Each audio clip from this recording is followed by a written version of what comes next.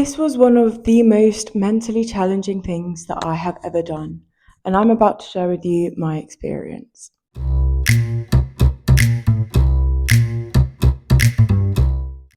Hello, Munchkins, and welcome to the Alova's Chat podcast. You're here with Just Arena, and this is episode 28. I fasted for 5 days, and what actually happened? A quick disclaimer before we get into things is this episode documents a personal journey and also some scientific research with prolonged fasting. It explores the science, psychology, and the physiological effects of prolonged fasting. It is not intended as medical advice. Prolonged fasts can also carry risks and are not suitable for everyone, particularly people with eating disorders or disordered eating history, diabetes or blood sugar regulation conditions, pregnancy or breastfeeding, any underlying medical conditions, or anyone taking certain medications. So, in this episode, I'm going to talk a bit about why people fast, the science behind fasting, what happens in your body when it gets to certain stages, and also my experience with a 5-day water fast. For those of you who don't know, which I'm sure common sense will gather, a water fast is when you don't eat anything for, in this case, 5 days, just drink water. I had black coffee, tea, and of course electrolytes, but I'll get into that later. So, why do people actually fast? Before we had this crazy surge in food that was readily available to us in heaps and heaps of volumes and just even round the corner, fasting was part of life.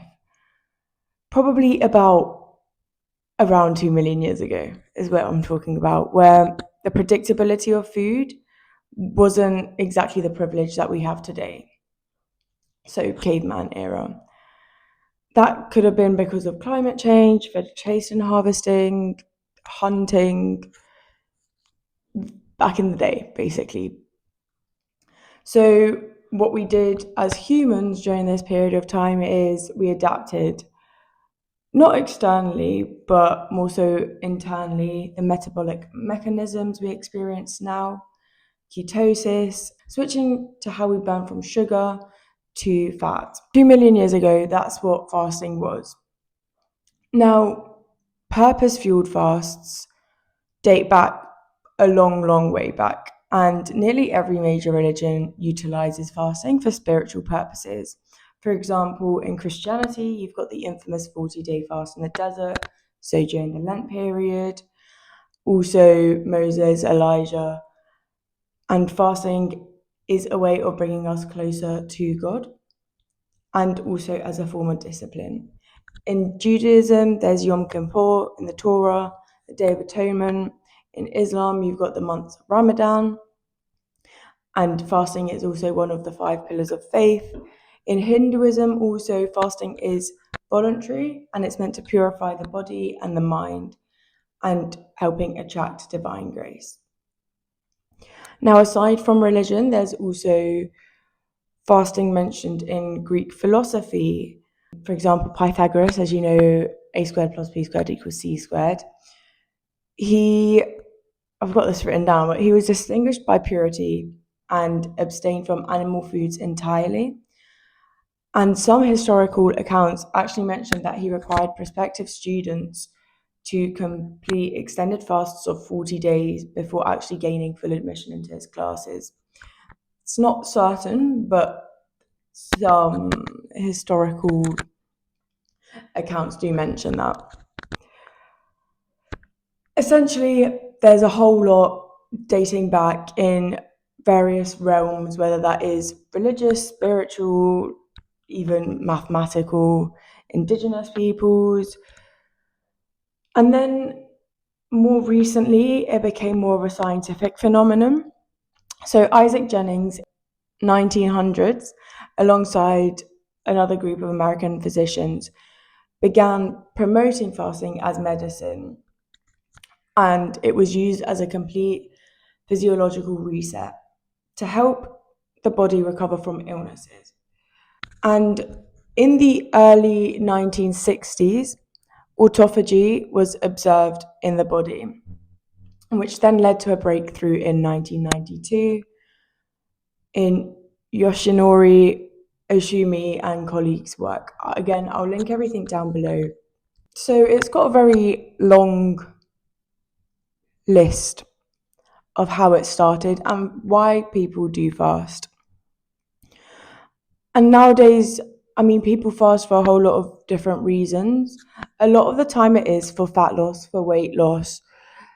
People fast for discipline, for mental clarity, for spiritual reasons, any wellness transformations, for a physiological reset, to help with diseases. I've researched a lot about this topic, and there are a lot of testimonies claiming that it helped heal diseases, even cancer in some cases. I will link the videos down below that I've found to be really interesting. So there's a whole lot of different reasons why people fast, and it is very personal to them themselves. I'm not going to share with you guys all of the reasons that I did actually choose to fast, because a lot of them are personal. However, what I would say is a lot of it came down to religious purposes, for discipline purposes, because I felt my discipline slip, and also as a challenge to myself to prove that I can. Before I get into my experience, I want to talk a bit about the science behind fasting and what actually happens in your body. So I'm going to go through all 5 days and try and explain to the best of my ability. Again, I'm not a science person. Dr. Berg, there's a lot of more science-based videos out there if you are interested in this topic, which I will link down below. But essentially, in day 1, in the initial hours of the fast, the body still relies on the most accessible energy stored as glucose, which is what you get from carbs, sugar, all of that kind of jazz. And as the fast continues into the first day, the body then rapidly depletes its liver and muscle glycogen stores. And once that glycogen is significantly reduced, the body has to then transition to an alternative source. And this metabolic shift is then signaled by an uptake of the hormone glucagon, which opposes the act of insulin. Now, in day 1, you do get an increase in ghrelin, which is your hunger hormone, so you do feel hunger within that period. Of course, your body is used to eating at certain times, and when it's not being fed, you then get hunger signals because obviously you want to eat. Now, in day 2, the body then begins a process called glucogenesis, if I've said that right, which creates a small amount of glucose from non-carbohydrate sources like fats and amino acids. And people usually say that this is the time that's the most challenging, physically that is. So you've got mild physical discomforts, headaches, fatigue, your hunger peaks. You do also lose a lot of water weight due to the depletion of glycogen, because your body isn't holding on to as many carbs which store water, and your body ends up flushing that out. So you would probably see the scale move down on day 2 and day 3. Then we move on to day 3. In day 3, your glycogen stores are largely exhausted, and between the hours of 48 to 72, so between the end of day 2 to day 3, the body then fully commits to burning energy in ketosis, so it's burning fat instead of carbohydrates, instead of glucose. And ketosis essentially is a deep metabolic state which provides steady, efficient energy that can often result in more energy and more mental clarity. Again, not for everyone, this is just in general. And it is often related to the decrease in the hunger hormone, ghrelin. So you get a suppression of appetite, and typically on day 3, people note decreases in hunger. When you get into day 4 and day 5, that is then classified as extended fasting or prolonged fasting. And this is where autophagy goes in full force. Autophagy translates to self-eating, and the mechanism is upregulated when nutrient availability is very low.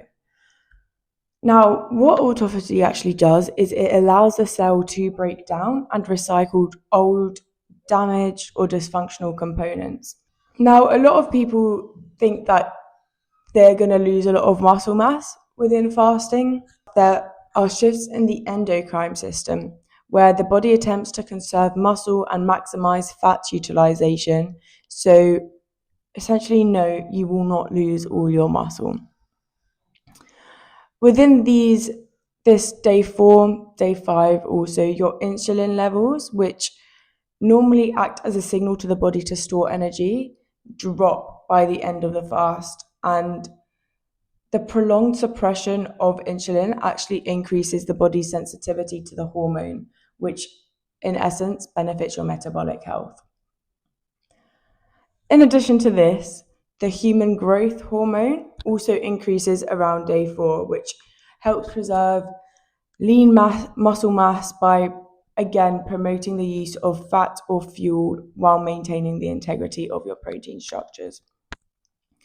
Again, when I did do my research, people who had come off the fast noticed that they got stronger after a 5-day fast or after an extended fast in the gym, like their weights went up because of the growth hormone spiking.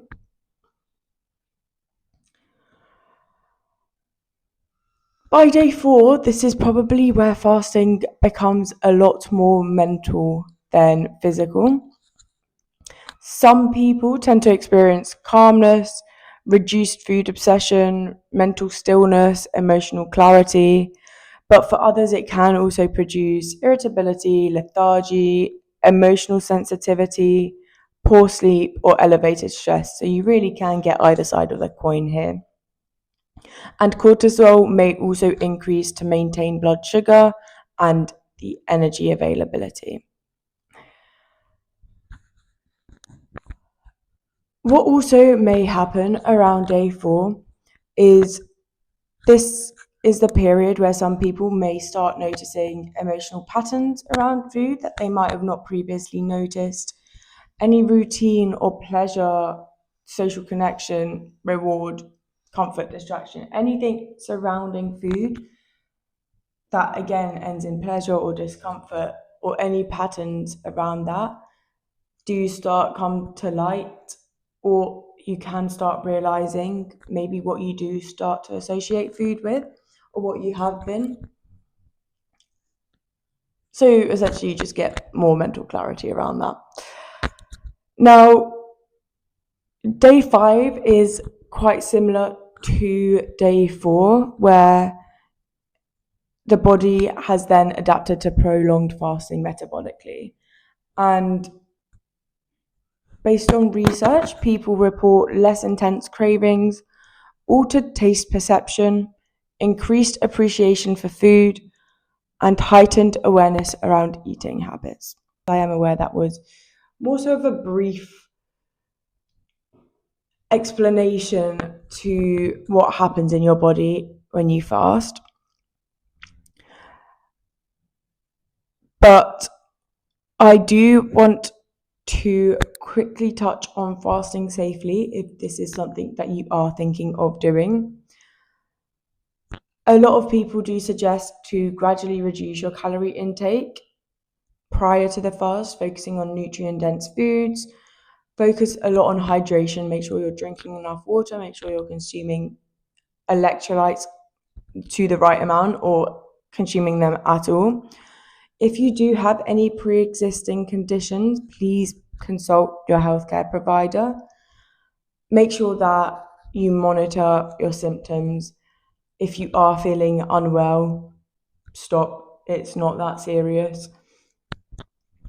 And also, what helped me was knowing your why. Like, why are you actually doing this? Because in times where it does get tough, that's all you're going to have to rely on in those periods. So having a very solid why it's not critical, of course, but it is very beneficial, and it will help just get you through those harder moments. If you have watched our previous video, we did an episode on electrolytes and all the recommended intakes, but I'm going to cover it again because having electrolytes is important during this fast, because your body is not getting anything. All it's getting is water. And if you are not taking electrolytes, you will get headaches, you will get cramps, etc., especially if you are still training. If you notice any of the following signs, this may be due to electrolyte imbalance. So low energy, changes in blood pressure if you're monitoring blood pressure, muscle discomfort, upset stomach, digestive discomfort, lightheadedness, or any difficulty concentrating. So now I think it's time to go into my experience.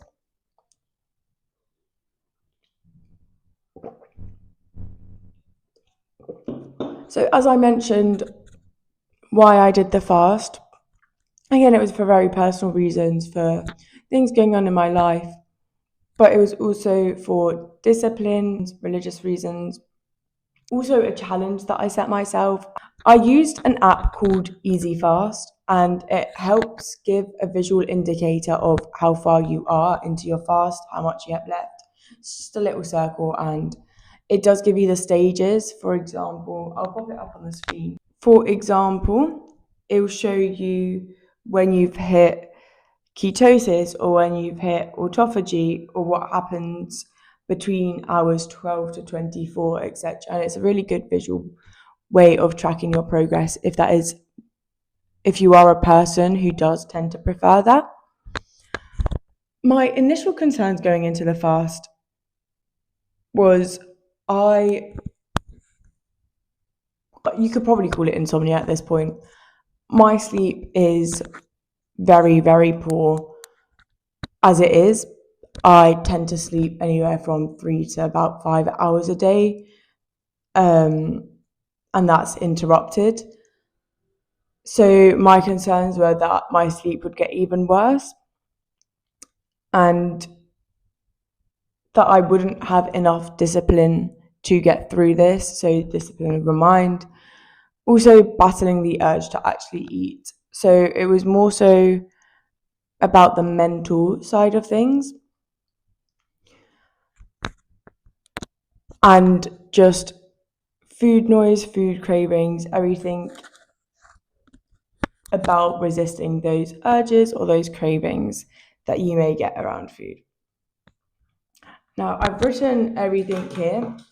I did document my weight as well for those of you who are interested in the weight loss side of things, but again, this wasn't really the purpose of it. So, day one,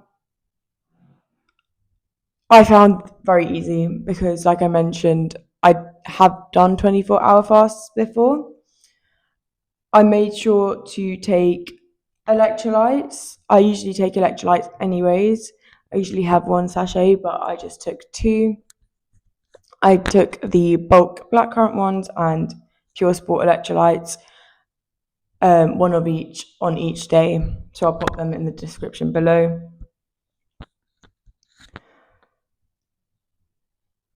Yeah, I found this day very easy. I did my 15k steps. I didn't have training that day, so it wasn't difficult at all. Just was very active. When about my day, normally my hunger did peak at like 10 p.m. But however, I tend to work a lot better in the evenings anyway, so I just went, did some work. had some green tea, which was a big no. I don't know why people tell you to have green tea on a fast. For me, green tea just makes me feel sick if I've not eaten anything. So that was immediately taken off my list of things that I can have during the fast because it just made me feel so sick. So I think it's just to do with the leaves and the contents of green tea that kind of like irritates your stomach. I'm not too sure what the science is, but my stomach did not agree with it. I felt sick. Again, my caffeine intake was extraordinarily high during this period, even more so because that was really the only thing that had flavour that I could have other than electrolytes. Initially, electrolytes were like a sweet treat. By day 5, I actually don't want to try. I don't want to have electrolytes anymore. Like no, thank you. I'm so sick of them. My body just like the thought of drinking some more electrolytes right now, like the sachets. No thanks. So yeah, essentially day 1 was absolutely fine, other than like late night cravings, but that can be easily handled. And then day 2, woke up, obviously weighed myself because that was something that I wanted to track as well. Lost 2.1 kg, which was all water weight because it will be in the first couple of days, but 2.1 kg dropped. I did have training that day. It was actually, I felt really strong, to be honest. And I noticed that if I fast the day before or I'm on a fasting day and I train, I feel really strong. I feel okay. Sometimes I feel better than if I have anything to eat. So, zero complaints there. Cardio was slightly rough on day 2, just because I think my body was just starting to get exhausted and just a bit more flat. I did 11k steps that day. Day 2, felt hungry all day. Won't lie to you guys. All I could think about was food and eating and what we had in the house and just anything. I would have eaten anything, genuinely. And there were so many thoughts about giving up. Is this even worth it? Is this even worth doing? Like, why am I doing this? It's also hot. This whole week was a heat wave, which kind of made not eating easier, just because eating in the heat, I don't know about you guys, but eating in the heat, I just can't hack. It's difficult, to say the least. Like, it's very difficult to eat when it's so hot. So that did make things easier. It was just more so the urges to eat were very, very prominent on day 2. So yeah, again, had the same amount of electrolytes. Food noise, this is what I've written down. Food noise was crazy high. Also in the app, this is not an ad for the app. I just really like it. I don't know if you can go back to your notes. I'm sure you can, but I'm not too sure how to. I should have done this before. My comments were this heat, bro, at 5, and then I'm so hungry, I just need to sleep. So that was my log for that day 2. Now, day 3, woke up, weighed in 1.1 kg less, so that's already a total of 3.2 kg dropped. Day 3, I did less steps. Again, I didn't have training. Day 3, I kid you not, was the hardest day I've ever been through mentally, genuinely. I did less steps. I averaged on 7k, which is quite abysmal for me. Because my steps did drop a bit because I usually do average on 15 to 20k. So 7k is a low like rest day for me, but honestly I was so tired, I was exhausted. Agnesa will vouch for me. I ended up laying on the couch for the majority of the day. The couch, am I American? The sofa, the majority of the day. I was thinking about food, but I wasn't really hungry. I was just thinking about it because I think I just didn't have anything to do. I didn't train because I didn't have training. It wasn't a training day, luckily. I've got a lot of entries here. So you got head is pounding. My head was in so much pain on day 3. I kid you not. Electrolytes did not help. They helped momentarily. And then I was just like back to square one. My head was just in bits. I did not feel okay. I was probably, the thing is, I didn't want to give up because I'd come that far. But people always claimed that day 2 was the hardest. So I was expecting day 3 to be a bit easier, but it was just so much harder. But day 2 was the day that I wanted to give up the most. Day 3, I was just like, okay, if I get to halfway, so halfway through day 3, there's so much less to go because the first half is always longer than the second half. Can't convince me otherwise. So I just had to persevere, laying down.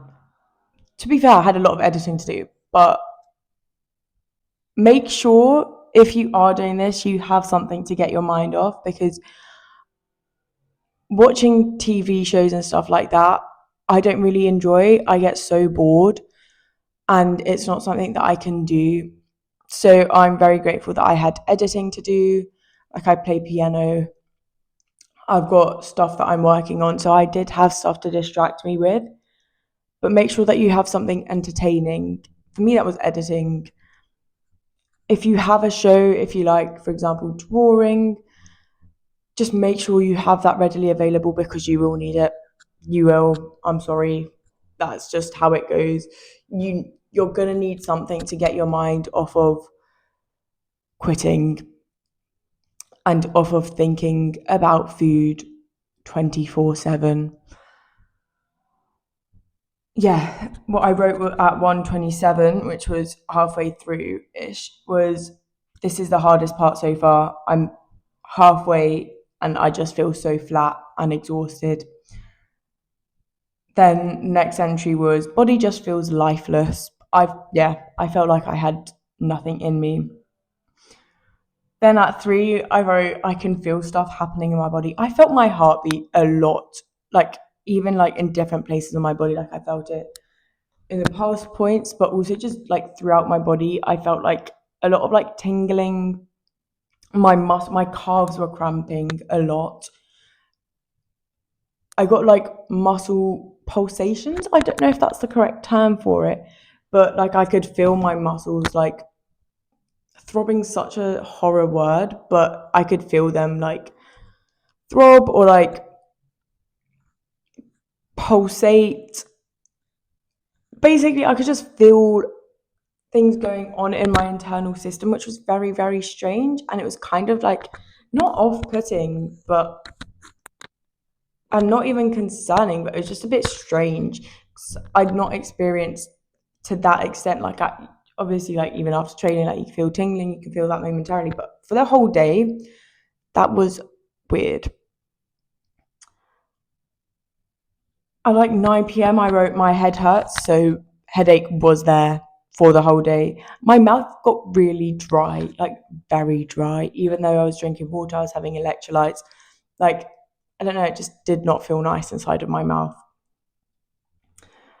And then at 11, I put over halfway, I need more water.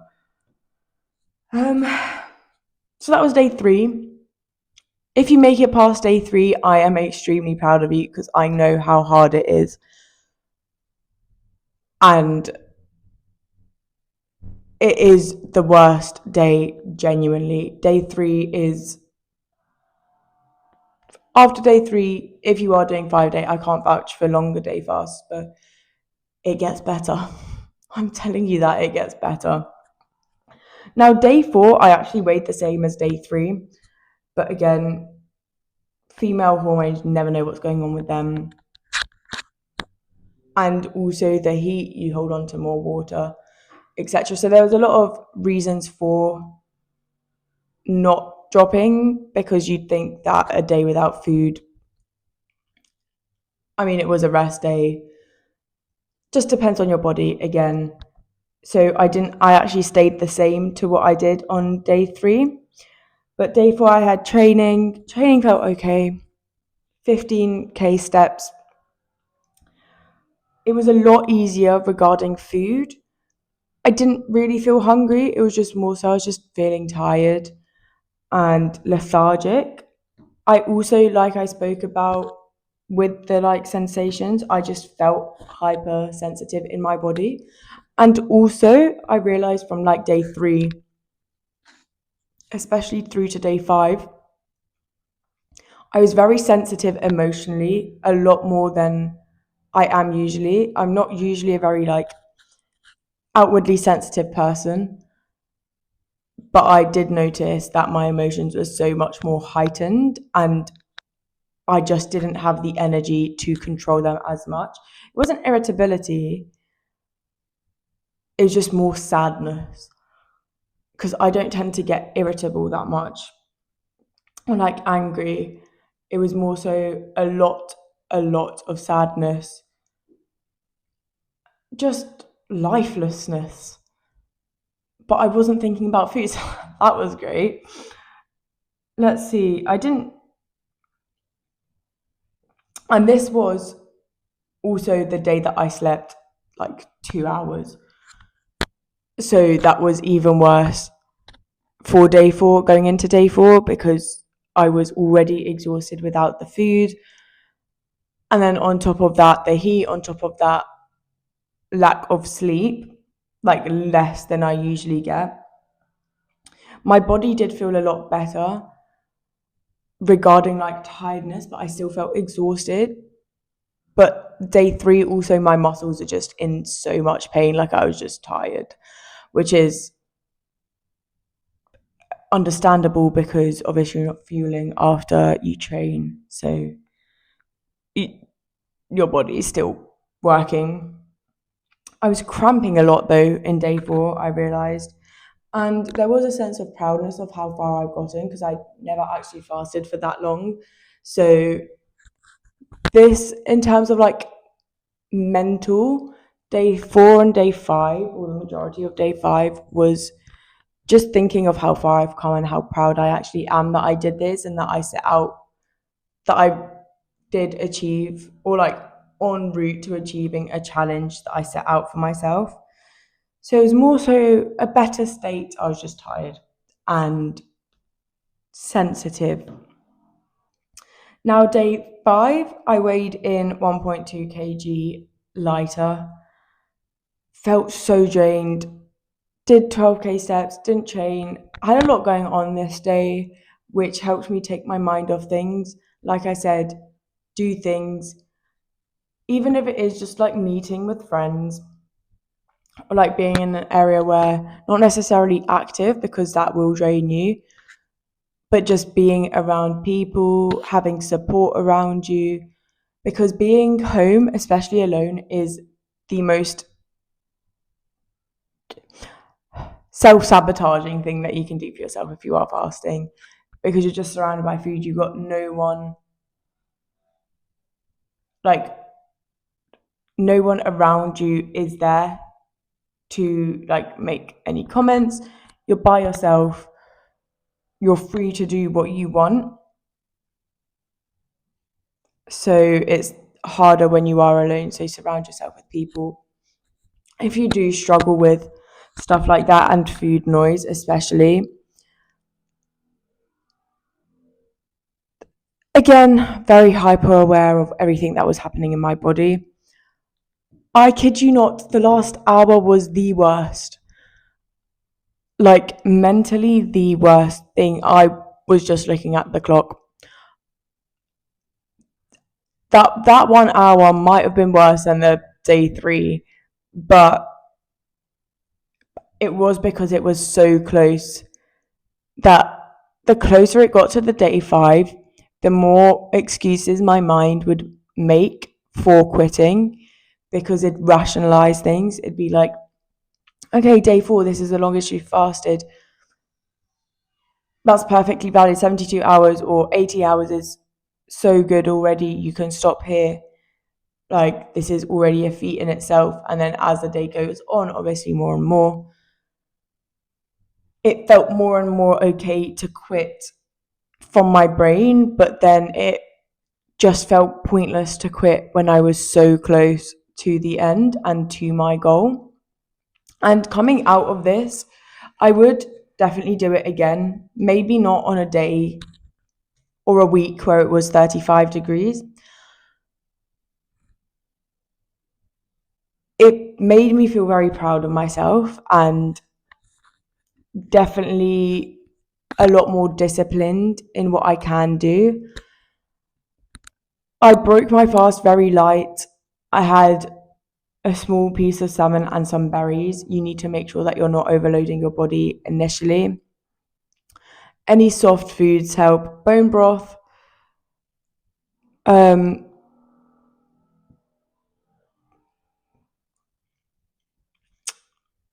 Avoid adding in a lot of complex carbs straight away, just to avoid refeeding syndrome, which is it is extreme and it happens after extremely long fasts. But again, it depends on your body and if you have experienced malnutrition. But this happens due to low phosphorus levels in the blood, and refeeding problems can occur if carbs or carb containing foods are consumed far too quickly after the fasting period, because eating carbs triggers excessive insulin release and can cause significant shifts in the body's fluid and electrolyte balance. Again, this is for a lot longer fasts, but everyone is different, so please be cautious if you are doing this. If you do want to take a fast, I am more than happy to speak to you about it, to give you more resources, even to just be there. For example, I only told 2 people, and I didn't tell them till like, I want to say day 3, day 4, because I just wanted to do it myself. I needed to get over that day 3 hurdle because I knew that the most support I was going to need was day 4 and day 5. Also, I didn't really want questions being asked, or I realized that, for example, as soon as I told my sister, very valid from her, but she was cautious of eating around me, and that's not what I wanted for all 5 days of the fast, because then it makes you even more aware to the food that you can't have. So as much as I get where that's coming from, and it was from a very kind-hearted place, I would just prefer if people were normal, acting natural, and I just go about my day. But all in all, I would do it again. Definitely would do it again. It was a very good experience, and it made me realize of how much the mind is actually capable of, and you don't actually need food as much as we all consume it. Because yes, I was able to train. Would I have preferred food during my training? Absolutely, but it didn't impact it to such an extent that it was unbearable to train. So yeah, if you want to hear more about it, I am more than happy to talk about it. And let me know. Firstly, comment down below in the comments how long you've personally gone with fasting in your experience. I'd love to hear people's experiences, any testimonies, because I just find it so intriguing. And it's just incredible what you can do if you set your mind to something. And if you do want to go on a fast, for how long, what your goal with that is, feel free to DM us, feel free to DM me or Agnesa separately if you want to talk about it a bit more. But thank you so much for listening, and we'll see you next week. Bye, Munchkins.